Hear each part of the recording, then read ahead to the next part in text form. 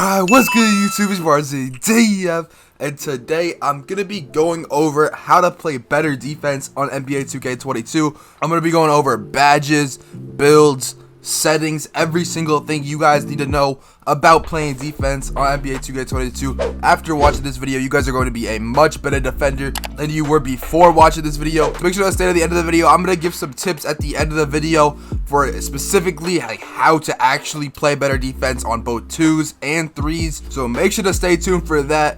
But I don't want to waste too much time. If you guys don't know already, DF did drop merch, so go ahead and get yourself some DF merch. The link is in the description. Use code Aurzyn for 5% off your order. As well as if you guys are new around here, make sure to hit that sub button, make sure to drop a like, and let's get straight into the video.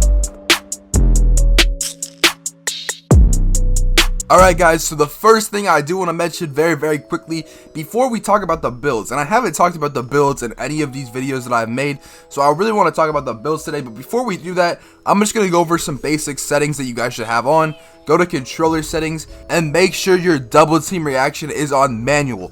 Now, I'm going to explain this real quick. When you have double team reaction on manual and there's two people near the guy with the ball, there's two defenders. If you hold LB, that's the left bumper, or L1 on PS4, PS5, it's going to trigger a double team and like a trap. So if you guys ever notice that, or there's two people, just honestly just be holding LB when you're on defense. It's gonna help out. You're gonna get a few traps here and there, and it's overall just gonna lead to some more turnovers. Now the next settings, we actually need to go back to the main menu, so let's do that real quick. Alright guys, going over to features and going into controller settings right here, and if you scroll down, you guys can see, let me find it right here, you guys can see defensive assist with intensity. This should be on 25, and box out assist strength should be on 50.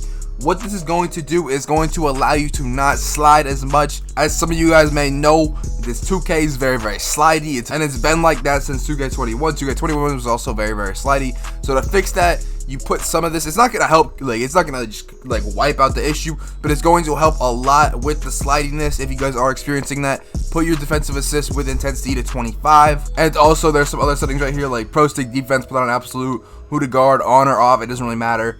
And yeah, I think that's about it. Like I said, double team reaction on manual, and if you guys want to copy any of my other settings, you guys can, but yeah, I'm pretty sure most of them are just the default settings, but change the ones I told you to change. They're very important. Alright guys, and now I just want to go over some of the builds. We're not gonna make a build, but I want to go over some of the builds and what builds you're gonna have.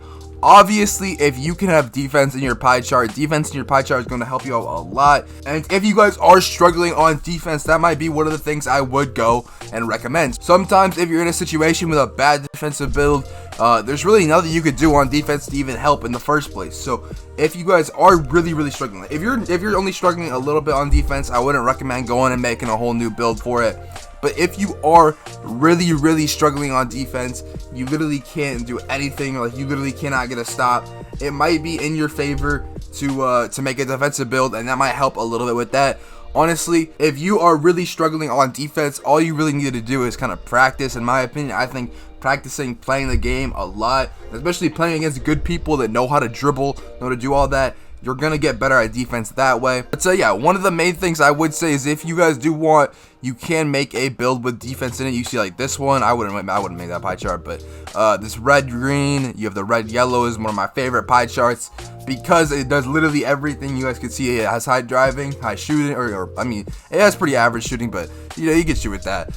High playmaking and high defense. So yeah, I really like this build, and it's a great build for defense in this game. And honestly, it just makes it so much easier to play defense. You get better contests, you stay in front of them more, and yeah.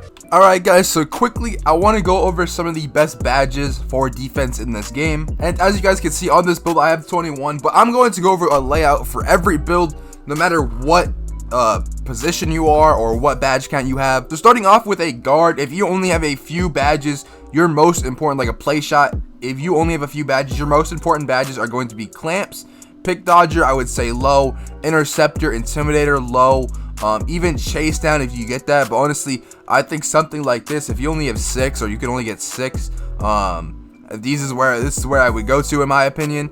If you guys do want, you can put Menace on as well, or Chase Down, like I was saying. Those are two really good bronze badges. But really, when you don't have a lot of badges, you kind of have to spread your badges around, like I'm doing right here with 4 different bronze badges. But yeah, that's it for a guard. Now, if you are a guard and you can get Hall of Fame badges and you have a lot of badges, like 20, this is what I would do. I would up Clamps, up Menace, up Pick Dodger right here, and I would up Chase Down and maybe put on like Rim Protector a little bit. And yeah, I would do something like this. This is gonna help you out a lot as well. You could even use like Hall of Fame Intimidator if you want. But yeah, having Clamps and Menace, they're very, very overpowered together. Menace actually drops people's like stats when you are in front of them. So if you are a guard, having Hall of Fame Menace on is a very, very key badge, and it's actually very, very overpowered. Sometimes even when I'm dribbling on some of my builds and I go against someone running Hall of Fame Menace, they actually give me enough loss of stats in order to not be able to like speed boost and do the right dribble moves. So it's actually a super cool badge, and you should definitely have it on for defense. Now moving on, if you were a center with less defensive badges, maybe like 8 or 9, I know I have a build like that. The most important badge is going to be Rebound Chaser, and we're going to put that on gold. Rim Protector bronze, Box bronze, Chase Down bronze, Intimidator bronze, Interceptor bronze. We really have to spread out our badges when we really don't have that many. So this is something I would do, maybe even like Clamps bronze. But you guys could see, if you only have like 9, 8, 9 defensive badges, this is something you're gonna have to do as a center. Now, if you have more than this, instantly I'm upping Rebound Chaser, and I'm upping Rim Protector and Chase Down Artist, and I'm gonna put all of these badges on silver right here.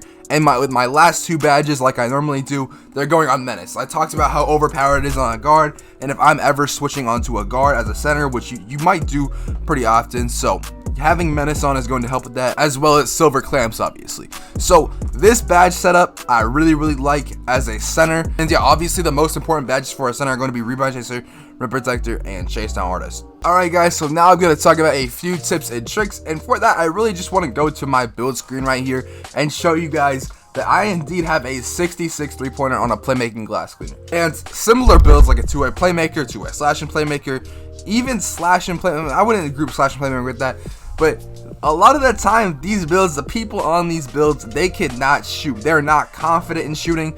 So when you back up off them, what's one of the key things? If you're playing someone with a low 3-pointer, just back up off them and let them shoot. If they're greening, maybe step up. But if they're not greening, then just let them shoot. Just let them shoot. Overall, this is kind of how I play. It's kind of like you need to hit before I respect your shot. So yeah, that would be one of my #1 key things for you guys in order to improve on defense. Now, another thing is, as you guys can see with this build, I really like this build. It's very all around, as you can see. But another key thing is that lateral quickness. You guys can see I have 87 lateral quickness. And on any defensive center build, this is obviously a center build for defense purposes. On any defensive center build, an 87 lateral quickness is absolutely insane. And one key thing I want to talk about with that is that that's going to allow me to switch on guards, both on 2s for isoing and play good ISO defense, and it's also going to allow me to play super good defense on 3s like I was talking about in the intro. I would give a few tips for both 2s and 3s, and on 3s, one of the main things is not allowing 3-pointers up. So with that being said, you want to have high lateral quickness, and you want to be playing super high as the center. And you guys, basically, your main goal on 3s, in my opinion, is to not give up 3-pointers and to get 3-pointers for yourself.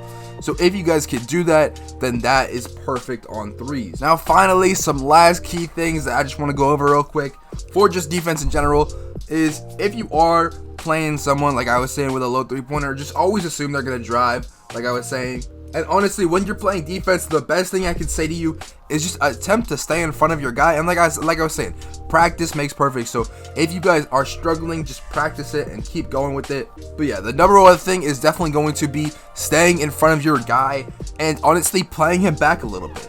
Forcing him to shoot, but you're still there for a contest, like it's just a light contest.